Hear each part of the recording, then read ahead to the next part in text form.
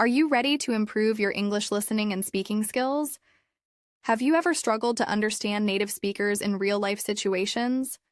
Or maybe you want to express yourself more clearly and confidently in conversations? In today's episode, we are going to help you do just that. Welcome to the English Pod community. If you're new here, we upload daily episodes to help you improve your English naturally. In this episode, you will hear real-life stories with useful vocabulary and expressions. Listening to these stories will help you understand English in everyday situations, and by repeating the phrases, you will improve your speaking skills too. Let's start with a simple question. Have you ever had a moment when you misunderstood someone in English? Imagine ordering food at a restaurant, but the waiter doesn't understand what you're saying. Or talking to a coworker, but missing an important detail in the conversation.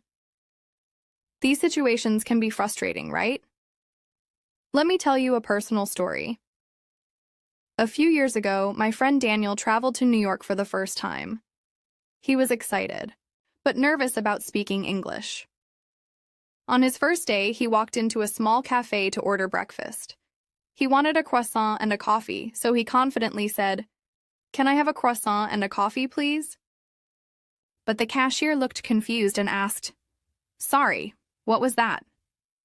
Daniel repeated himself, but the cashier still didn't understand. He started feeling nervous. Then another customer stepped in and said, "He means a croissant." Suddenly, the cashier understood. This moment taught Daniel an important lesson. Sometimes pronunciation makes a big difference in understanding. He realized that even though he knew the words, hearing them in real conversations was different from learning them in a textbook. This is why listening is so important. The more you listen to real English, the more natural it becomes. And when you hear common phrases often, you will feel more confident using them yourself. Now let's talk about another real-life situation. My cousin Emma moved to Canada for work. She spoke English well, but when she arrived, she had trouble following conversations. People spoke quickly, used slang, and sometimes even interrupted each other. One day, she had an important meeting, and her manager asked, "Can you touch base with Mike about the new project?" Emma was confused. What did touch base mean? She thought, should I physically touch something? Later, she found out that touch base means to check in or to discuss something briefly. This small phrase made a big difference in her understanding. After that, she started paying attention to idioms and expressions in conversations. So, here's a tip for you. When you hear a new phrase, don't just memorize the meaning. Listen to how it's used in real conversations. Try repeating it aloud and using it in your own sentences. The more you practice, the more natural it will feel. Now let's think about your own experience. Have you ever been in a situation where you didn't understand something in English? Maybe you misheard a word, or maybe you weren't familiar with an expression. What did you do? How did you handle it? Imagine you are at a hotel, and the receptionist says, "Would you like a wake-up call?" If you're not familiar with this phrase, you might think they are asking if you need to wake up in life.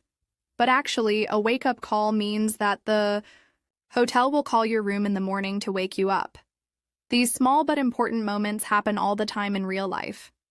That's why listening to real conversations is the best way to improve your English. Let's do a quick practice exercise. I will say a short sentence, and I want you to repeat it after me. Ready? I'd like to order a coffee, please. Now, you try. Great. Now, let's try another one. Could you repeat that, please? These are simple, polite phrases that you can use in everyday situations. The more you listen and repeat, the more confident you will feel. Now, let's continue with another real-life story. A few years ago, my friend David moved to London for a new job. He was excited because it was his dream to work in an international company. He had studied English for years, but he had mostly learned from books and grammar exercises. He thought he was prepared. But when he arrived in London, he faced an unexpected challenge. Real-life conversations were much harder to understand than he expected. On his first day at work, his manager, Sarah, introduced him to the team. Everyone was friendly, but they spoke quickly, and they used a lot of expressions that he had never seen in textbooks. At lunchtime, one of his coworkers, Jake, said, "Hey, David, let's grab a bite." David was confused. He thought, "Grab what? What does that mean?" He hesitated for a moment, then smiled and said, Okay. He followed Jake to a nearby cafe, still unsure about what was happening. When they arrived, he finally understood.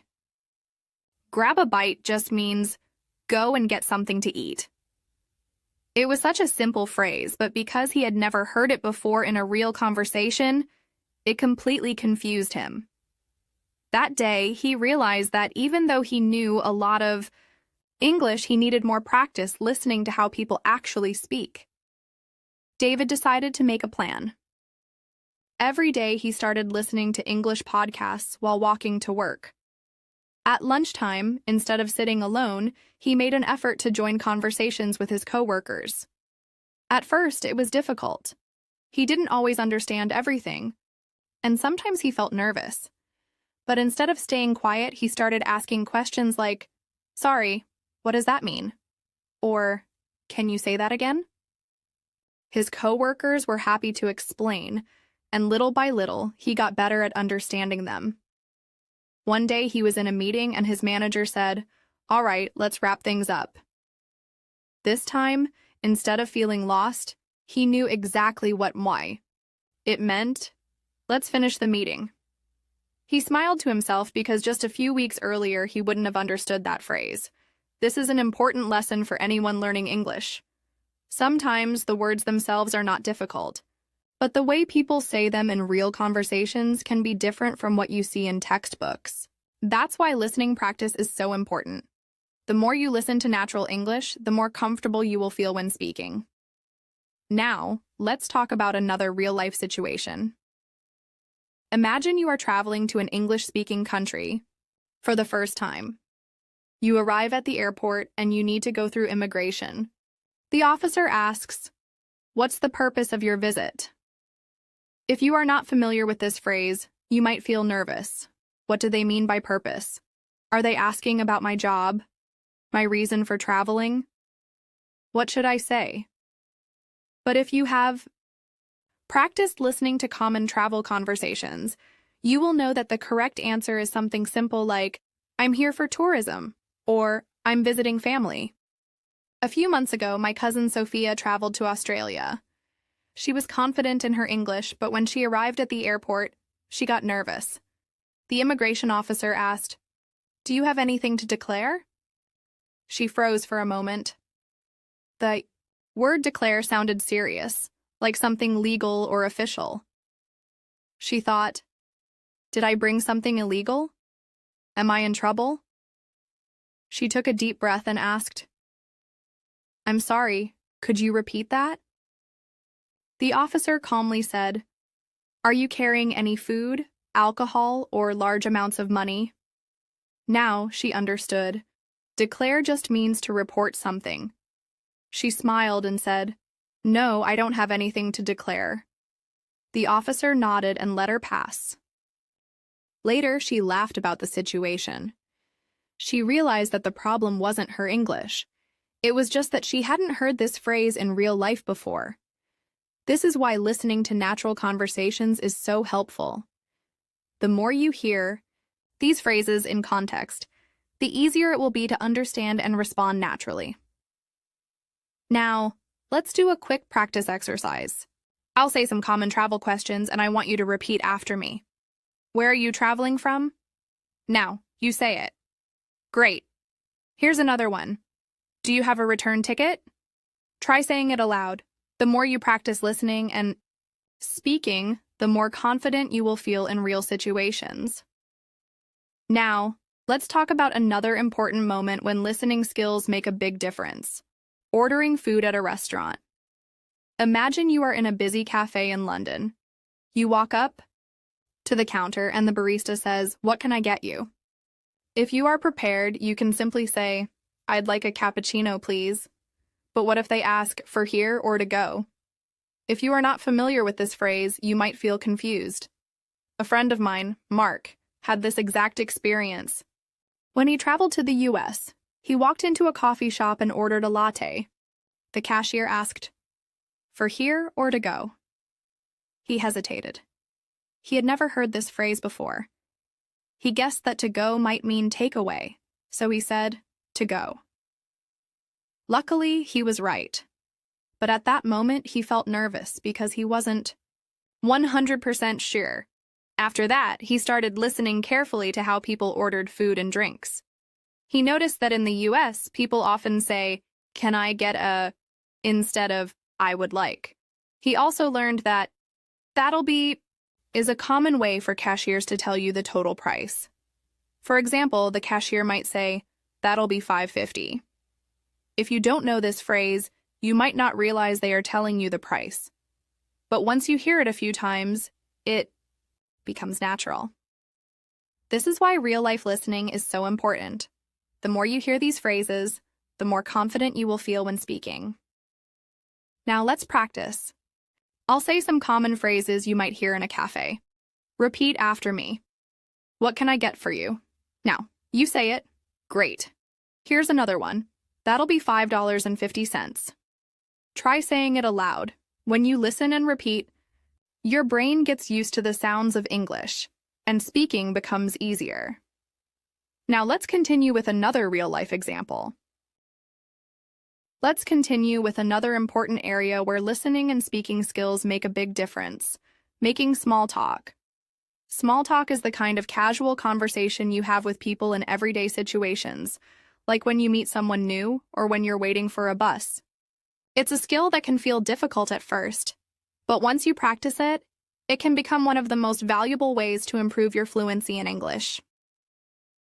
A few months ago, my friend Maria, who is from Spain, moved to an English-speaking city for work.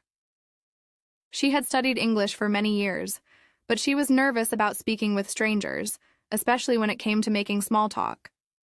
She thought that small talk wasn't as important as knowing grammar and vocabulary, but she quickly realized that it was a huge part of everyday life. Her first week at work was a bit stressful. At lunch, her colleague John invited her to join him and a few others in the break room. Maria was unsure what to say. She didn't know these people very well, and she was afraid that she might say the wrong thing. When they sat down to eat, John asked, "So, how was your weekend?" Maria froze for a second. In Spain, people often talk about what they did over the weekend, but she didn't know if she should share something personal or keep it simple. She finally decided to say, "It was good. I went to the park with my family." That was a safe answer, right? But then John smiled and said, "That sounds nice. What did you do at the park?" Maria realized that this was just like asking someone about their hobbies or interests. It wasn't a deep conversation. It was just a way to connect. Over the next few days, she became more comfortable with small talk. She started asking her coworkers questions like, "Do you like the weather here?" Or, "What do you like to do in your free time?" And she was surprised at how easy it became. Through these simple conversations, Maria realized something very important. Small talk isn't just about talking. It's about connecting with people. The more you practice, the more natural it becomes. And when you listen carefully, you learn useful phrases and expressions that help you speak more naturally. For example, when John asked about Maria's weekend, he didn't say, "What did you do over the weekend?" Instead, he said, "How was your weekend?" This is a very common way to ask about someone's weekend or time off. When you hear these expressions in real conversations, they stick with you, and soon you'll be able to use them yourself. Here's another tip when it comes to small talk. Often people don't expect long answers. It's more about giving a simple response and asking the other person about their experience. When you're practicing, remember to listen for these small cues. For instance, someone might say, "The weekend was great, but I wish it was longer. This shows that they're offering a bit of information, but they're also leaving space for you to share your experience too. Maria started using this technique, and she found that it helped her speak more confidently. Instead of worrying about saying something perfect, she focused on the flow of the conversation and learning new phrases. One of the phrases that Maria picked up during her first few weeks was, "What about you?" When someone asks her how her weekend was, she learned that it's perfectly natural to respond with, "It was good, thanks. What about you?" These small, everyday conversations will help you improve your listening and speaking skills, and you'll start to feel more confident in social situations. This is something that can't be learned from a textbook alone. It's about engaging with people, paying attention to how they speak, and practicing how you respond. Now, let's shift gears and talk about something else that can challenge English learners: understanding different accents. When you're learning English, you might find it hard to understand different accents or regional variations, whether it's British, American, Australian, or even different accents within the same country. Understanding accents is an important part of mastering English. Let's take a step back for a moment. I want you to think about your own journey in learning English. Have you had moments where you felt unsure or confused in a conversation? Maybe you were listening to someone speaking quickly, or you didn't understand a slang word or idiom. It happens to all of us, and it's part of the process of learning a new language. The key is not to give up. Keep practicing and keep engaging with real conversations. Every time you listen, you get a little bit better. Remember, English isn't just something you learn from books. It's something you experience through conversations, stories, and real-life situations. Whether it's making small talk with a friend, ordering food at a restaurant, or simply listening to someone tell a story, every moment is a chance to improve. By listening to real stories, you start to notice the natural rhythm of English. You learn how words flow together in sentences, how people express themselves in different situations, and how to use the right phrases at the right time. This is the kind of practice that will help you sound more natural when you speak. When I was visiting New York a couple of years ago, I got a little lost while walking around the city. I decided to stop and ask someone for directions. I approached a friendly-looking person and said, "Excuse me, can you tell me how to get to the subway?" He looked at me and said, "Yeah, just go straight ahead. Take a left at the lights and you'll see it on your right." That was simple enough, but I was surprised at how fast he spoke. He didn't slow down to explain, and I had to listen very carefully to catch all the details. In that moment, I realized how important it is to focus not just on the words, but on how they're delivered. Native speakers often speak quickly, and they use shorthand or expressions that might not be in your textbooks. For instance, when the man said, "Take a left at the lights," he was using a common phrase to mean turn left at the traffic lights. It was casual and quick, but once I understood the phrase, I realized how useful it would be to remember for future conversations. To improve your skills in asking for directions, start by learning common phrases and expressions. You'll often hear people say things like "go straight," "turn left," "it's around the corner," and "it's just a few blocks away." These are all useful phrases that you'll encounter frequently. When you're practicing, listen to how native speakers use these phrases in everyday situations. By listening to podcasts, YouTube videos, or watching movies, you'll be able to hear these expressions in different contexts. After practicing asking for directions in English, try to imagine yourself in the situation. Maybe you're lost in a new city and you need to ask for help. Practicing these types of conversations in your mind, or even aloud, will help you prepare for when you're actually in the situation. Let's move on to another practical area. That will help you with your listening and speaking, handling problems and complaints in English. This is another important part of everyday life. Whether it's at a store, in a hotel, or during an interaction with customer service, knowing how to express your problems clearly is essential. I had an experience a few months ago when I was staying in a hotel during a business trip.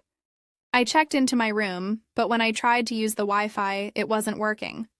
I called the front desk and said, "Excuse me, the Wi-Fi isn't working in my room. Could you help me?" The receptionist on the phone replied, "I'm sorry to hear that. Let me check and see what I can do." After a few minutes, she called me back and explained that the Wi-Fi was down in the building, but they would be fixing it soon. She was polite and apologized, which made me feel better. In this situation, I learned a few things that I want to share with you. First, when you have a problem, it's important to remain calm and explain the issue clearly. You can use phrases like, "I'm having trouble with," or "there's a problem with," to describe the situation. Second, if someone else is trying to solve the problem for you, you should listen carefully to their response. They might use phrases like, "Let me check on that for you," or "I'll have someone take care of it." These are polite ways to show that they're taking your complaint seriously. By listening to real-life situations like these, you'll be better prepared to handle problems in English. The more you practice these types of conversations, the easier it will be to stay calm and confident when something goes wrong. And remember, don't be afraid to ask for clarification if you don't understand something. You can always say, "Could you explain that again?" Or, "I didn't quite catch that. Could you repeat it?"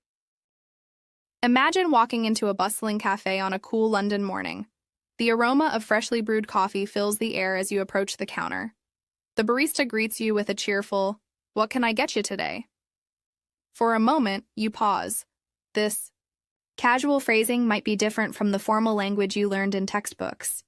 You reply confidently, "I'd like a latte, please." Then the barista adds, "That'll be $3.50. Would you like any pastry with that?" In that instant, you realize that real-life English is fast, friendly, and often informal. Now, take a moment and ask yourself, have you ever been surprised by the casual tone in a familiar situation? How did you respond when someone used expressions that you hadn't practiced in class? I remember one day when I was visiting a small cafe in Shoreditch.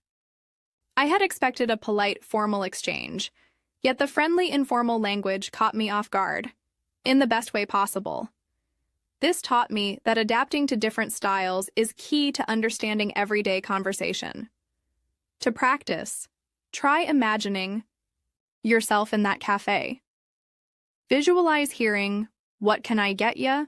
and responding with your order. Repeat these phrases aloud until they feel natural and become a part of your active vocabulary. Let's move on to another common scenario: asking for directions in a busy city. Picture yourself in New York City, surrounded by the hum of traffic and the chatter of pedestrians. A few years back, I found myself wandering the vibrant streets of Manhattan, trying to reach a well-known museum. I approached a local and asked, "Excuse me, could you please tell me how to get to the Metropolitan Museum of Art?" The local replied, "Sure, just go straight for 2 blocks, then turn left at the big intersection, and you'll see the museum on your right." Listen carefully to this exchange. Notice the clear, concise instructions given quickly. Ask yourself, have you ever been in a situation where someone spoke too fast or used unfamiliar phrases when giving directions? How did you handle it? If you're not sure, consider practicing by repeating the directions aloud. Straight for 2 blocks, left at the intersection, museum on the right.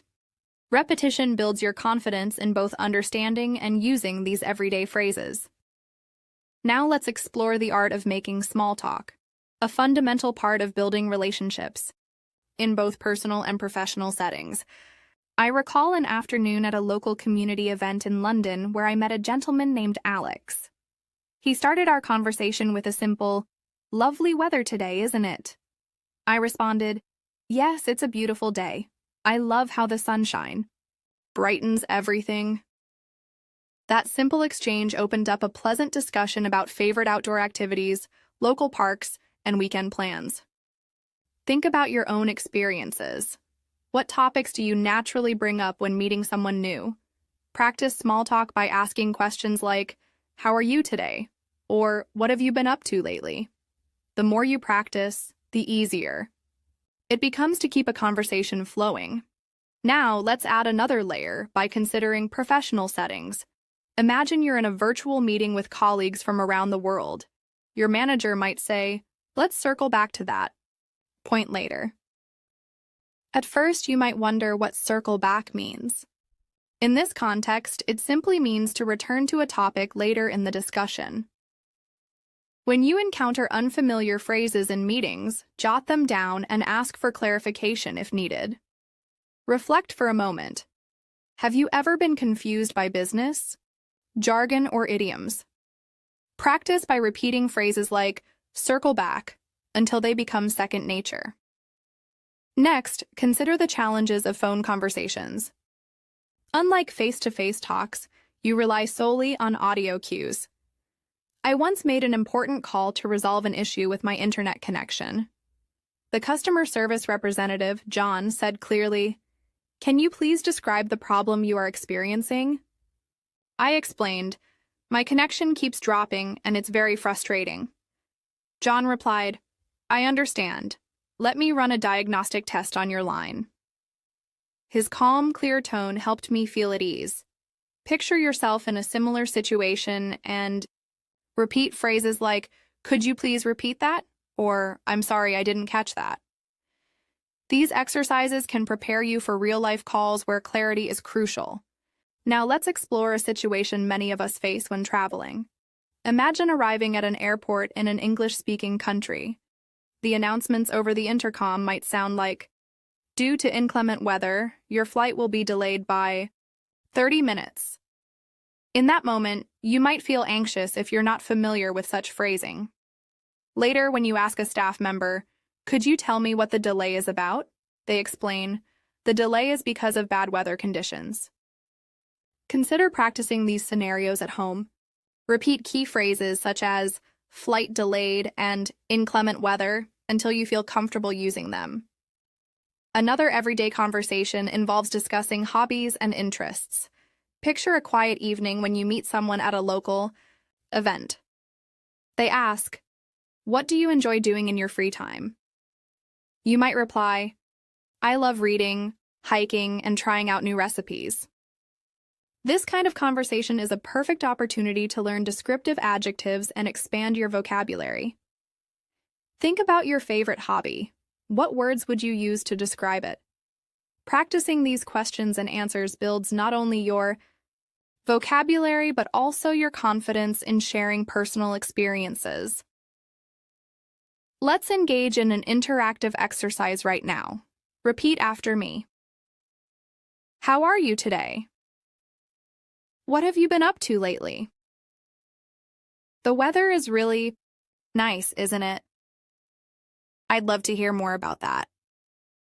Take your time with each sentence. Practice them until they roll off your tongue effortlessly. This kind of repetition builds muscle memory for natural conversation. Switching gears, let's delve into conversations at work, specifically handling meetings and presentations. I remember a meeting where our team leader said, "We need to, finalize the project timeline by Friday." A colleague named Jessica then asked, "Can everyone please confirm their availability for a meeting on Thursday?" You might respond with, "I'm available on Thursday, and I'll send a calendar invite shortly." Reflect on this dialogue. Notice how clear, concise language is used to coordinate plans. If you work in a professional environment, practicing such exchanges can prepare you for real-life scenarios where accuracy and clarity are essential. Another memorable experience was during a business conference call. The host said, "Let's wrap up the discussion and summarize our key points." At that moment, I repeated the sentence in my head to make sure I understood. After the call, I reviewed the phrases: wrap up, summarize, and key points. These are common in professional settings. Ask yourself, how many times have you encountered these expressions in meetings? Now is a great time to practice them. Say them aloud until they become part of your working vocabulary. Let's consider a more challenging scenario: interacting with service providers when something goes wrong. Imagine you've booked a hotel room and find that the Wi-Fi isn't working. You call the front desk and say, "Excuse me, the Wi-Fi in my room isn't working. Could you please help me?" The receptionist responds, "I'm sorry for the inconvenience. Let me check on that for you."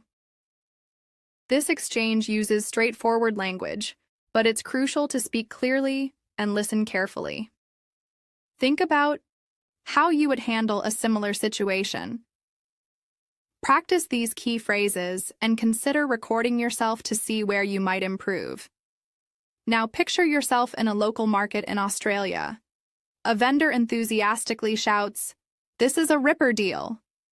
At first, you might wonder what ripper means. Later, you learn that it is Australian slang for excellent or fantastic. This is a prime example of how listening to real-life conversations teaches you regional vocabulary and idioms that you might not find in a textbook. Reflect on any slang or idiomatic expressions you've heard recently. Write them down and try using them in your own sentences.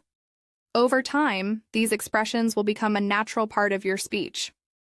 Another engaging scenario involves social gatherings with family and friends. Imagine sitting around a dinner table where everyone is sharing stories about their day. One relative asks, "What was the best part of your day?" You respond, "I had a wonderful conversation with a new friend at the cafe." This warm, informal exchange is common in family settings. Think about the simple yet powerful words you use during these conversations. Words like wonderful, enjoyable, and delightful. Practicing these expressions in a relaxed setting builds your confidence and reinforces your natural speaking style. Now let's talk about the role of digital communication in modern English practice. Email, instant messaging, and video calls have become part of our daily lives. For example, when writing an email for work, you might start with, "Dear Mr. Smith, I hope this email finds you well," and close with, "Sincerely, Natasha." On the other hand, when texting a friend, you might simply write, "Hey, are we still on for dinner tonight?" Notice how the language shifts depending on the medium. Consider your own experiences with digital communication. Which style do you find most challenging? Practice both formal and informal writing to build a balanced skill set. Let's move on to a scenario involving cultural events. Imagine attending a local art exhibition where a curator explains a painting by saying, "This artwork reflects the artist's inner turmoil during a time of great change." You ask, "What inspired this style?" The curator replies, "The use of bold colors and dynamic brushstrokes represents the conflict between tradition and modernity." This conversation not only introduces you to artistic vocabulary, but also encourages you to express abstract ideas. Think about how you would describe a piece of art or a cultural event. Practicing such descriptive language can enrich your vocabulary and make your conversations more engaging. Another practical scenario is participating in academic discussions. Picture yourself in a university lecture where the professor states, "Today, we will explore the impact of global warming on urban development." After the lecture, you ask, "Could you please elaborate on the strategies cities are using to combat climate change?" This type of dialogue requires both active listening and thoughtful questioning. Consider how you might summarize what you've learned in your own words. This practice reinforces your understanding and prepares you for future academic conversations. In addition to structured scenarios, spontaneous conversations are an important part of real-life communication. Imagine you're at a community park and you overhear a group discussing the latest local news. One person remarks, "The new park renovations have really transformed this area." You might join in by saying, "I agree, the improvements are fantastic. Have you noticed the new playground features?" These unscripted interactions offer a chance to practice impromptu speaking and active listening. Ask yourself, when was the last time you joined a spontaneous conversation? What strategies can you use to smoothly enter such discussions? Now, let's explore a scenario that many of us face online: participating in discussion forums and chat rooms. In these digital spaces, language is often informal, filled with abbreviations and emoticons. You might see a post like, "Has anyone tried the new cafe downtown? It's lit." Even if the language is casual, it still provides insights into current slang and conversational style. Spend some time browsing online groups or forums in English. Observe the way people interact and try to incorporate some of these expressions into your own spoken or written communication. Consider also the challenge of handling disagreements or misunderstandings in conversation. Even with clear language, miscommunications can occur. I recall a conversation with a friend where our opinions on a current event differed. Instead of letting the discussion become tense, we said, "I see your point, but I have a different perspective. Can we clarify our thoughts further?" Using phrases like these helps keep the conversation respectful and constructive. Reflect on any disagreements you've experienced. What language could have helped smooth the situation? Practice using such phrases in role-playing exercises with a friend, or recording yourself until they feel. Let's now shift to another rich source of language practice: storytelling. Telling your own story not only improves your speaking skills, but also makes your conversation more engaging. Imagine recounting a memorable day when everything went unexpectedly. Start with, "One day I found myself lost in a busy city, and that experience taught me the value of patience and resourcefulness." As you narrate, include vivid details. Describe the sounds, the sights, and even your emotions. Storytelling helps you organize your thoughts and express yourself in a structured manner. Think about a recent experience and try to narrate it in English. This exercise will boost both your vocabulary and your confidence in speaking. Interactive exercises are an essential part of this journey. I invite you now to repeat the following sentences with me, paying close attention to the natural rhythm and emphasis. I appreciate your help. Could you please repeat that? I'm sorry I didn't catch that. That sounds interesting. I would love to join you. Repeat each sentence several times until it feels comfortable and natural. These exercises are designed to build your muscle memory for common conversational phrases. Now imagine yourself at a live music concert. The announcer's voice, full of energy, fills the venue as they say, "Ladies and gentlemen, get ready for an unforgettable performance by tonight's headliner." Such vibrant expressions and high-energy announcements require you to match the speaker's enthusiasm. Visualize yourself in that setting. What would you say if you wanted to compliment the performance? Perhaps, "The energy on stage is electrifying." Practicing such dynamic language can help you adjust your tone and pace to suit different emotional contexts. Next, picture yourself in a quiet bookstore. You approach a clerk and ask, "Could you recommend a good mystery novel?" The clerk smiles and replies, "Certainly, this bestseller has a captivating plot and intriguing characters." This simple interaction introduces descriptive adjectives and polite inquiries that are common in everyday conversations. How would you describe your favorite book or genre? Spend a few moments thinking about this and practice forming sentences that describe your interests in detail. Let's turn our attention now to public services. Imagine you're at a government office applying for a new passport. The clerk greets you with, "Good morning, how may I assist you today?" You reply, "I need to renew my passport, please." The conversation continues with precise questions and answers such as, "Could you please provide your current passport number?" and "Do you have all the required documents?" These formal exchanges require you to be both clear and concise. Practice such dialogues with a friend or even role-play them in front of a mirror. Notice how using polite expressions like please and thank you makes the conversation smoother and more effective. Another scenario involves visiting a healthcare facility. Imagine sitting in a doctor's office where the physician asks, "How have you been feeling recently?" You might answer, "I have been experiencing occasional headaches and a bit of fatigue."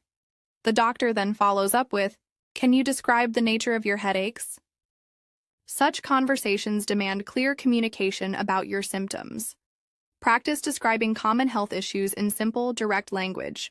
Repeating phrases like, "I feel unwell," or "the pain is moderate and sometimes sharp," will prepare you for real-life medical discussions. Digital communication also plays a crucial role in modern English. Consider video calls where you see not only the speaker's words but also their facial expressions and gestures. In a recent video meeting, a colleague said, "Can everyone see my screen?" and quickly followed up with, "Please let me know if you have any questions." Video calls require a blend of clear speaking and active listening. Practice these interactions by joining online webinars or virtual meetups. The more you expose yourself to different digital communication styles, the more natural they will become. Now let's explore how discussing current events can enrich your language skills. Imagine listening to a news report that states, "Local communities are coming together to address recent flooding." Such statements are filled with formal language and important vocabulary. After listening, try summarizing the news in your own words. The report discussed how neighborhoods are uniting to deal with severe floods. This exercise helps you process information, retain new vocabulary, and practice summarizing, a key skill in both listening and speaking. Another engaging scenario is participating in group discussions or debates. Picture yourself at a community forum where the topic is the impact of social media on daily life. A participant might begin, "I believe social media has revolutionized the way we communicate, but it also presents challenges such as privacy concerns." You might respond with, "I agree that social media has its benefits, but I'm curious about its effects on face-to-face interactions."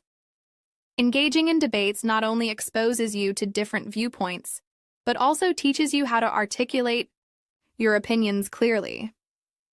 Reflect on any group discussion you've been part of. What phrases did you use to express agreement or to politely disagree? Practice these phrases until you feel they become an integral part of your conversational toolkit. Next, let's consider the practicalities of everyday shopping. Imagine entering a department store and needing assistance finding an item. You might approach a sales associate and ask, "Excuse me, could you help me locate the electronics section?"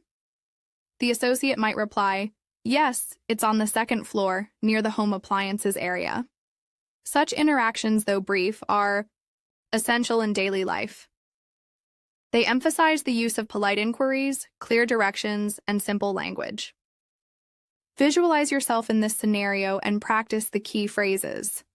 How would you modify your request if you needed additional information, such as, "Could you please show me where that is?" Repeating these exchanges can make you more comfortable in real-life shopping situations. Let's also look at scenarios where you might need to handle unexpected challenges. Imagine you're out with friends and suddenly the weather changes. You might hear someone say, "It looks like we're in for a downpour. Let's find shelter." In such moments, clear and calm communication is essential.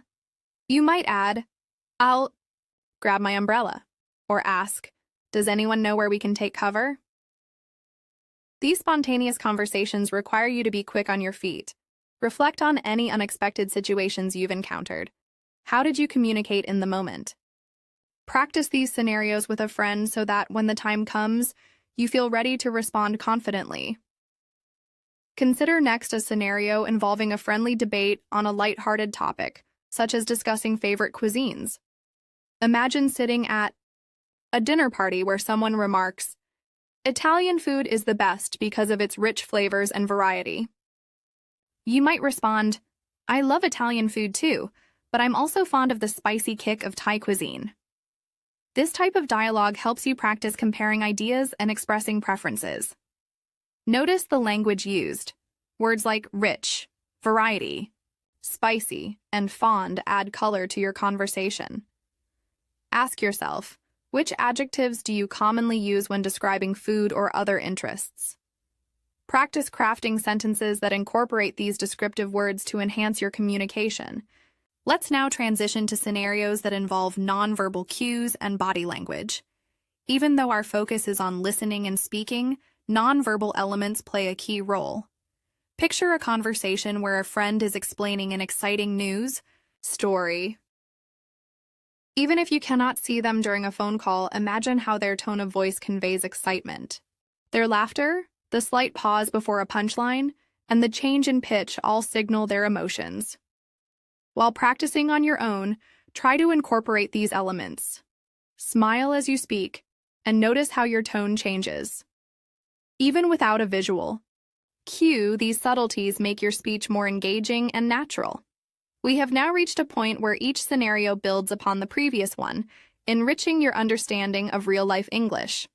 As you continue your practice, remember that every conversation is a stepping stone on your journey toward fluency.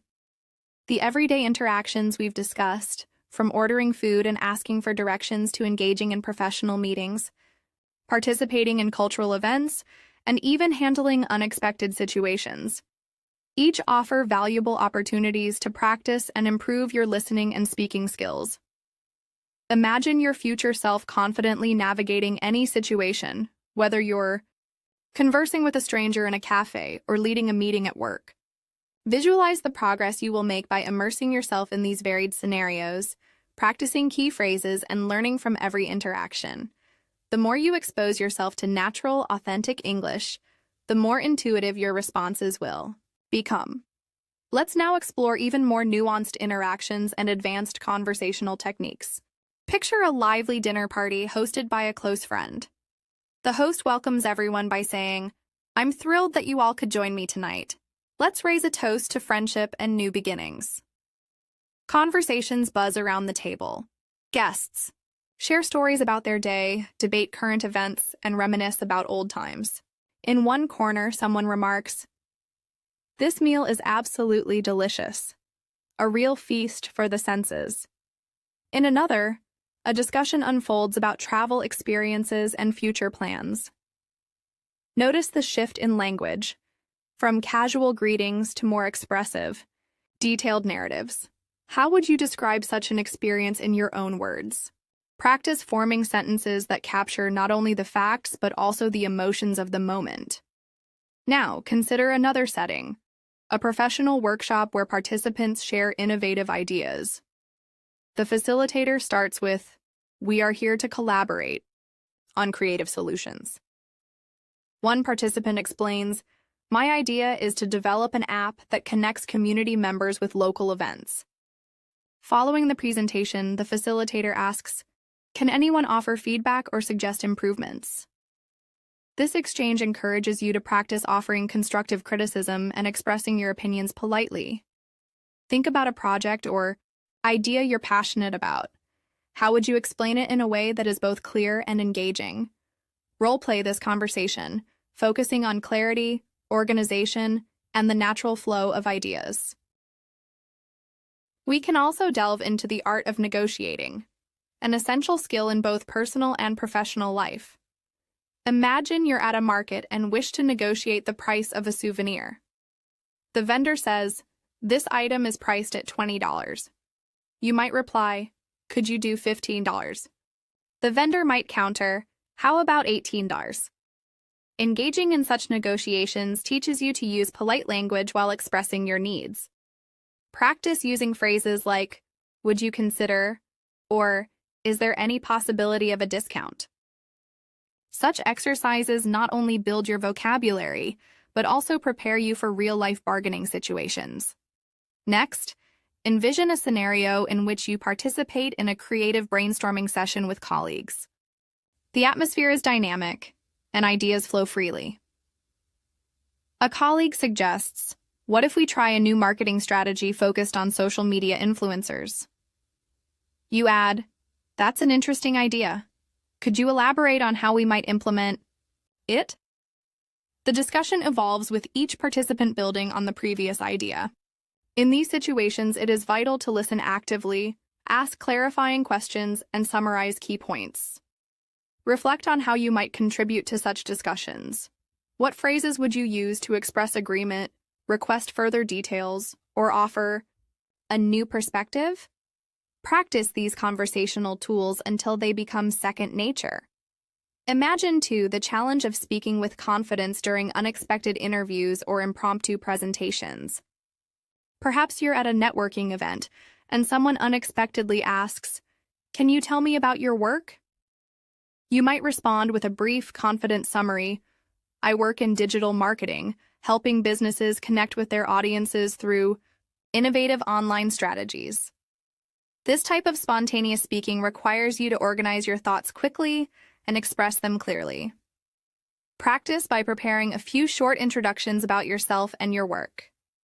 Repeat them until they sound natural and relaxed. We've covered scenarios from formal meetings and technical support calls to casual dinners and lively debates. Each example emphasizes the importance of active listening, thoughtful questioning, and clear expression. As you move forward, incorporate these techniques into your daily interactions. Whether you're speaking one-on-one or in a group, every conversation is an opportunity to refine your skills. Now, consider integrating multimedia into your practice. Audiobooks, radio shows, and podcasts offer a wealth of authentic language exposure. I remember listening to a popular British audiobook narrated by an actor with clear, crisp pronunciation. I paused frequently to repeat sentences and mimic the intonation. Such shadowing exercises can dramatically improve your accent, rhythm, and overall fluency. Choose a short audio clip from a source you enjoy and practice shadowing it. Notice the subtle inflections and the natural pauses the speaker uses. Over time, you will find that your ability to understand and replicate these patterns will enhance your overall speaking proficiency.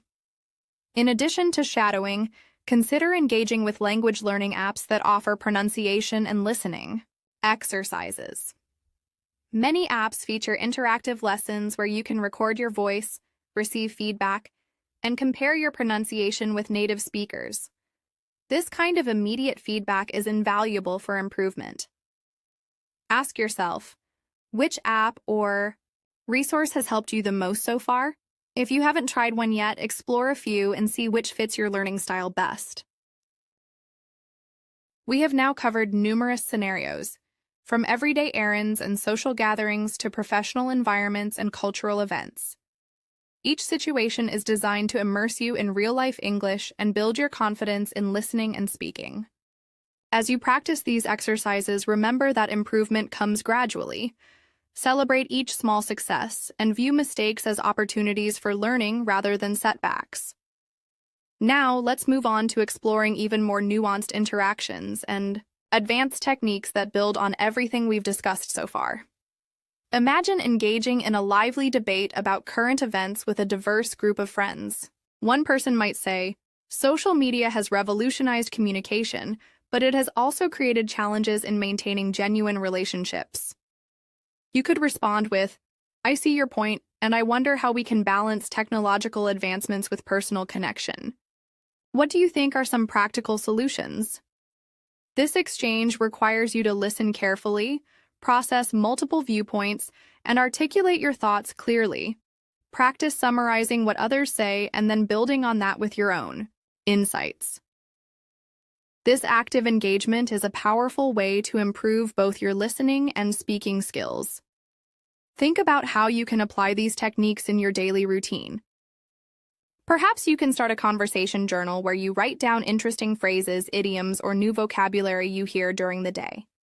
Reflect on conversations you had. What worked well and what could you improve next time? This reflective practice turns everyday interactions into valuable learning experiences. Consider also exploring role-playing exercises with a language partner, or even by yourself in front of a mirror. Imagine various scenarios: a job interview, a customer complaint, a casual chat with a neighbor, and act them out. This role-playing not only reinforces the vocabulary and expressions you've learned, but also helps you develop a natural, confident speaking style. Challenge yourself by switching roles. One moment you're the speaker, the next you're the listener. How does your language change in each role? This exercise will help you become more adaptable and aware of the nuances of conversation. Furthermore, delve into discussions about abstract topics such as dreams, ambitions, or even philosophical questions. For instance, you might say, "What do you believe is the most important quality for success?" Such open-ended questions invite detailed responses and require you to think critically in English. They also provide a platform for you to express your opinions and learn new vocabulary and context. Practice forming your thoughts on these topics and sharing them in a clear, concise manner. Over time, you'll find that your ability to discuss complex subjects improves dramatically. As you continue your journey, it's important to vary your sources of input. Listen to podcasts from different regions, watch interviews with speakers who have distinct accents, and read aloud from various genres, be it fiction, nonfiction, or even poetry. Each medium offers its own set of challenges and rewards, enriching your overall understanding of the language. Ask yourself, which source of English do you enjoy the most, and how can you incorporate it into your daily practice? Balancing different types of content will ensure you're prepared for any situation, whether formal or informal. Imagine a scenario where you attend a live workshop at a community center. The facilitator welcomes everyone. "Good morning, everyone. I'm excited to dive into today's creative session." As the workshop progresses, you participate in group activities, share your ideas, and listen to others with genuine interest. You might say, "I found that exercise very inspiring. It really opened my mind to new possibilities." Reflect on how these structured yet creative environments force you to adapt your language in real time, using both prepared phrases and spontaneous responses. How can you seek out more of these opportunities? Another engaging context is interacting with people in informal digital spaces. Consider joining an online chat room or a discussion board dedicated to topics that interest you. Whether it's a forum about travel, cooking, or technology, these platforms allow you to see natural written English in action. They also offer a less intimidating environment to practice your language skills. Read through discussions, note down interesting phrases, and even contribute your own thoughts. Ask yourself, what have you learned from online conversations that you might not encounter in formal settings? Embrace the diversity of language and use it as a tool to enhance your spoken English later. We have now journeyed through numerous scenarios and exercises designed to immerse you in real-life English. Each experience, from ordering coffee and negotiating prices to debating current events and storytelling, builds your ability to understand and respond naturally. Remember, every conversation you engage in is an opportunity to learn, and every mistake is a stepping stone to improvement. Keep challenging yourself, keep practicing, and most importantly, keep enjoying the process of learning. So, imagine you're stepping into the world of English conversation. You might be feeling a little nervous or unsure of how to express yourself in a new language, but that's perfectly normal. Every time you try, you're improving your skills and getting better at understanding how English works. When it comes to speaking English confidently, it's not about being perfect. It's about being clear and feeling comfortable while you're communicating. Let's go ahead and look at how you can start by practicing small, everyday phrases that will help you build up your confidence. These are things that you can use in almost any situation, whether you're at the store, meeting a new person, or just talking with friends. For example, when you're introducing yourself to someone, you can say, "Hi, my name is your name. Nice to meet you." This simple sentence might seem easy, but it's a great way to start practicing your pronunciation, tone, and timing. Another great sentence to know is, "How are you today?" It's a friendly, welcoming way to start a conversation.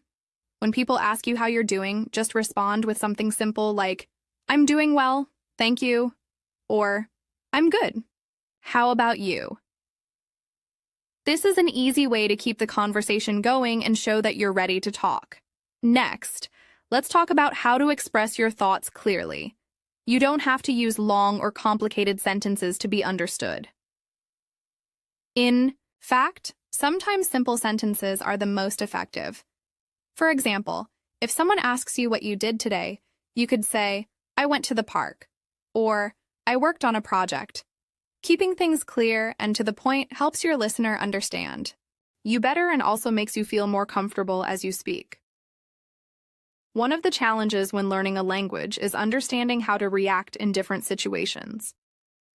Sometimes it can be tricky to know what to say next in a conversation, especially if the topic changes quickly. The key here is to listen closely to what the other person is saying. If they ask you a question, try to respond in a way that shows you're interested.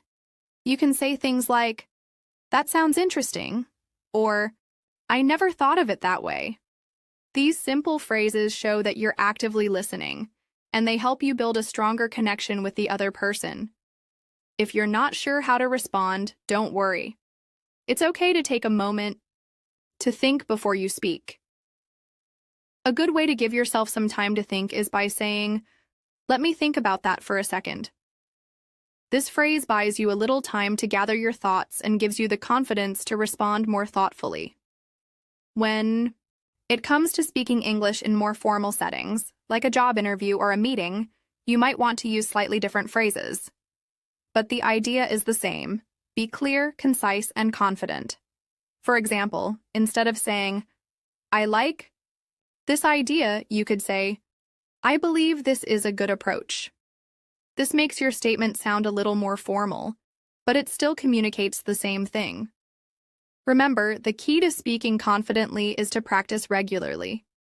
You don't have to wait for a special occasion to practice your English. You can practice every day, even if it's just for a few minutes. For example, you could practice your English while you're doing everyday tasks, like shopping or cooking. If you're at the grocery store, try to read the labels on the products in English, or practice saying the names of things you're buying. You can also practice English with your friends or family by talking to them about your day, or asking them about their plans. One of the best ways to practice speaking English is by using apps or language exchange programs. These can help you practice with other learners or even native speakers. If you're not sure where to start, you can look for online communities, where people help each other practice speaking English. There are lots of people. Another great tip is to listen to English podcasts, watch TV shows, or read books in English. When you listen to English being spoken, you'll start to hear common phrases and expressions that you can use in your own conversations. Try to repeat the phrases you hear and practice saying them aloud. This will help you get used to the rhythm and flow of the language. Don't forget to celebrate your progress. Every time you have a conversation in English, it's a step forward. Even if you make mistakes, that's okay. The most important thing is that you're learning and improving. The more you practice, the easier it will get, and soon enough, you'll be speaking English more naturally and confidently than ever before. Another important part of building confidence in speaking English is finding topics that you're passionate about. If you're excited about a subject, it will be easier for you to speak about it. For example, if you love sports, you can practice talking about your favorite teams or players in English. If you enjoy cooking, you can practice describing recipes or talking about your favorite dishes. When you talk about things you enjoy, you'll feel more confident and motivated to keep learning. But what if you don't feel like you have much to talk about? That's okay too. You don't always have to have a big story or an interesting topic to share. Sometimes it's just about having a casual conversation. You can start with simple questions like, "What did you do today?" Or, "Do you like this movie?" Small talk is a great way to practice speaking English and to build your confidence over time. Lastly, always keep in mind that building confidence in speaking English is a journey, not a race. It takes time and practice, and there will be ups and downs along the way. But as long as you keep pushing forward, you'll keep improving. So don't be afraid to make mistakes, and don't be afraid to speak up. Every conversation is an opportunity to practice, and each one will bring you closer to your goal of speaking English confidently and fluently. Let's continue. It's great that you're ready to dive deeper into improving your English skills. Let's build on everything we've covered so far, focusing more on everyday English and adding even more real-life examples to help you get the hang of speaking confidently in various situations. Remember, English isn't just about knowing the words. It's about how you use them, when you use them, and how comfortable you are doing so. The more real-life scenarios you practice, the more you'll feel like an English speaker. Let's start with something you probably do every day: chatting with your friends or family. These are great opportunities to practice speaking in a relaxed, natural way. For example, maybe you're having lunch with a friend.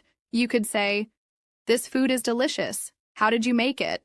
Or, "I love the taste of this dish. Do you know where I can find the recipe?" By starting with something simple like that, you're practicing how to start and continue a conversation. The more you practice asking and answering questions, the more comfortable you'll feel doing it. Now, let's take a look at how you can make small talk in different places. For example, at the grocery store. You might be standing in line and you could say to the person behind you, "It looks like it's going to rain today. Do you think it will?" Or, "These fruits look so fresh. Have you tried them?" You're not just practicing vocabulary, you're also practicing how to make observations and ask questions that can start a conversation. And don't forget, small talk is a great way to practice speaking English without feeling too much pressure. You can even practice your English when you're out running errands. Let's say you're at the post office. You might need to ask, "Can you help me? I need to send this package overseas. What do I need to do?" This sentence helps you practice both asking for help and talking about a common activity, sending mail. Don't worry about making mistakes. What matters most is that you're putting yourself in situations where you can practice speaking English, naturally and without hesitation. But it's not just about talking with strangers or in public places. Sometimes you'll want to have deeper conversations with friends and family. When you're discussing something personal or meaningful, it's important to know how to express yourself clearly. For example, you might want to tell a friend about something exciting that happened to you. You could say, "I had an amazing weekend.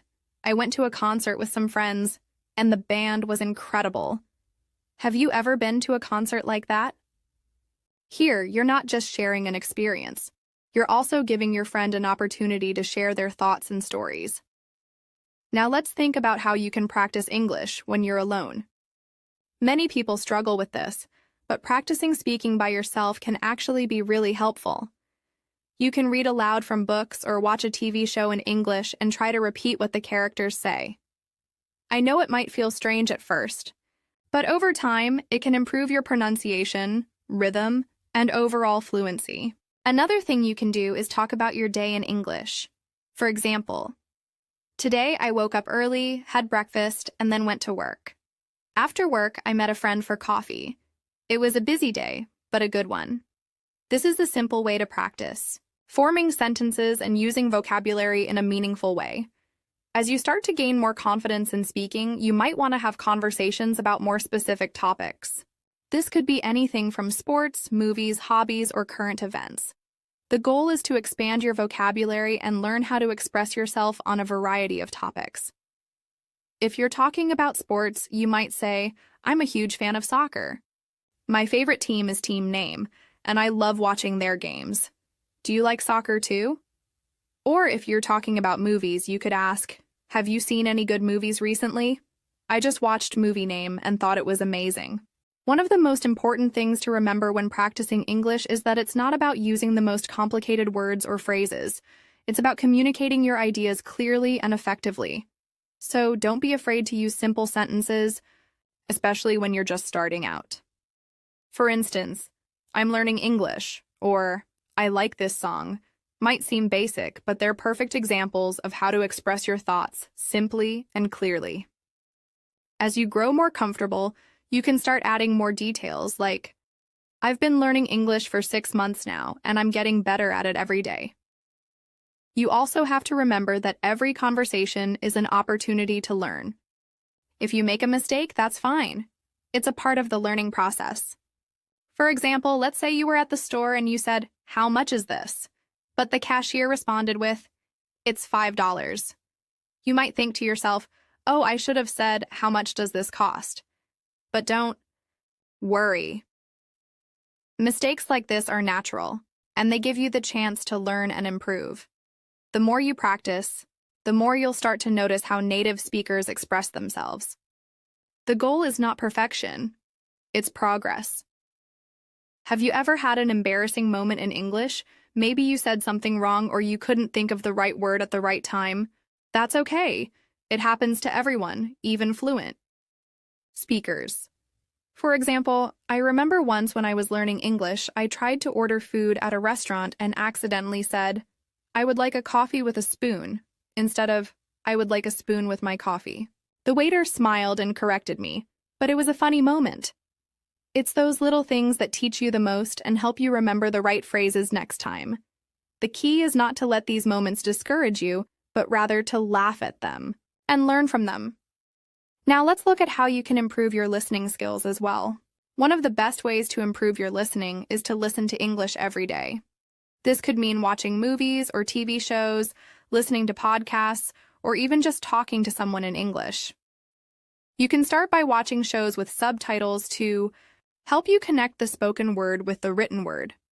As you get better, try watching without subtitles and see how much you can understand. Over time, your listening skills will improve, and you'll be able to follow conversations more easily. When you're listening to English, try to focus not just on the words, but also on the rhythm and tone. Native speakers don't always speak slowly and clearly like you might hear in a classroom. Instead, they use contractions, slang, and sometimes speak really quickly. It can be tough at first, but as you continue practicing, you'll get better at understanding these natural speech patterns. For example, you might hear a native speaker say, "What are you doing tonight?" instead of, "What are you doing tonight?" This is a common contraction, and once you get used to it, it will make listening to English much easier. One great way to practice is by listening to conversations between friends or family. For example, if you're watching a show and two characters are having a conversation, pay attention to how they respond to each other. Notice the questions they ask and how they show interest in each other's answers. You can even pause the video and repeat what they say to improve your pronunciation and sentence structure. Additionally, listening to podcasts like this one is a fantastic way to practice. In fact, by listening to real-life conversations between people, you'll hear natural pauses, tone changes, and different ways to phrase things. Over time, this will help you become a more confident speaker and listener. So whether it's casual chat or more serious discussions, you'll learn how to adapt to different types of conversations in English. Let's continue and dive deeper into how we can make your English journey even more practical and relatable. Starting with how you can make your listening and speaking even stronger by using real-life situations and personal examples. The key to mastering a language is immersing yourself in it as much as possible, especially by engaging in conversations that feel natural and connected to your everyday life. When you listen to people talk in English, whether it's in movies, podcasts, or real conversations, you start to pick up on things like how they structure their sentences, how they express their feelings, or how they make their points clear. This is something that's hard to learn from a textbook because it's all about the rhythm, the flow, and the natural expression of emotions. Think about it. When you're talking with your friends, you don't necessarily follow a strict grammar rule. Instead, you speak from the heart, and you adapt based on the situation. Let me share a personal example with you. One time I was traveling in a foreign country, and I was trying to order food at a local restaurant. The waiter didn't speak English very well, and I didn't speak the local language, so it was a bit tricky. But we communicated using gestures, pointing to items on the menu and asking questions like, "Is this spicy?" or "Can I have it without sauce?" Even though we didn't speak the same language fluently, the experience taught me how important it is to find creative ways to communicate. In the same way, When you're speaking English, it's not about being perfect. It's about making yourself understood and learning to adapt to the situation. This kind of experience is very useful when it comes to improving your speaking and listening skills. In real-life conversations, you're not going to get the chance to think about every word you say. Instead, you need to practice speaking naturally, even when you make mistakes. It's a great way to build confidence in your English skills. Think about all the little things you say every day, like when you're talking to your friends or coworkers. For example, when you're talking about a recent event, you might say, "I went to a concert last weekend. It was amazing. Have you ever been to one?" This simple sentence helps you practice speaking in the past tense while telling a story that others can relate to. The beauty of using these real-life experiences is that they teach you how to keep the conversation going. It's not enough to just speak in complete sentences. You also need to practice making the conversation flow. Let's take a moment to think about how a conversation would go between two friends who are talking about their day. One might say, "I had such a busy day today," and the other might ask, "What did you do?" This is an excellent way to practice asking questions and continuing the conversation. You're not just focusing on words. You're focusing on the rhythm of the conversation, how one person's response leads to the other person's next sentence. It's a skill that takes time to develop, but it's worth every bit of effort. When you listen to conversations like this, it's important to focus on the little details, like how people stress certain words, how they use pauses, or even how they express feelings. For example, when someone says, "I can't believe it," they may be expressing surprise or disbelief. Understanding the tone and emotion behind the words helps you to better understand what the speaker is trying to convey. So next time you're listening to a conversation, pay close attention to how people speak, not just the words they say. Let me give you another example of how this works. A friend of mine was talking about her experience of moving to a new city, and she said, "It was overwhelming at first. Everything was new people, new places, new routine." In this case, she was using the word overwhelming to describe how she felt about the situation. Notice how she uses the word new repeatedly to emphasize how everything was unfamiliar. This type of speech is very common in everyday conversations, and by listening to how people express their feelings and experiences, you'll be able to practice expressing yourself in similar ways, and you don't have to look far for examples. Think about the conversations you hear every day, whether you're listening to a conversation at the coffee shop, on the bus, or while watching TV shows or movies. Each of these situations offers a unique opportunity to improve your listening skills. For instance, if you're watching a TV show, you can focus on how people react in different situations. How do they express surprise, frustration, or happiness? This type of emotional expression is just as important as knowing the vocabulary, because it helps you understand the context in which certain words are used. When I was learning English, I watched a lot of sitcoms to get used to how native speakers express themselves in casual, everyday situations. For example, in the show Friends, the characters often say things like, "Could you be any more dramatic?" or "It's not that big of a deal." These phrases might sound casual or even a bit funny, but they're used all the time, in real conversations. By watching how they are used in context, I was able to pick up on the tone and rhythm that native speakers use when they talk informally. One of the biggest challenges for English learners is getting used to the speed at which native speakers talk. They speak much faster than you might expect, and sometimes it's hard to catch every word. But this is where real-life experiences can be incredibly useful. The more you practice listening to natural conversations, the better you'll get at understanding them. And it's okay if you don't catch every word at first. That's completely normal. The more you expose yourself to this type of listening, the more you'll start to understand the flow of the conversation. Let's not forget about speaking practice as well. One of the best ways to improve your speaking is by mimicking real-life conversations. For example, After you've listened to a podcast or watched a video, try to repeat some of the sentences you heard. Focus on the pronunciation, the rhythm, and the tone. You can even practice speaking out loud in front of a mirror or record yourself. Listening to your own voice will help you identify areas for improvement and allow you to see how far you've come. It's like learning to play an instrument. The more you practice, the better you get. Another important aspect of real-life English is learning the different levels of formality. For instance, when you're at work, you might say, "Could you please send me the report by the end of the day?"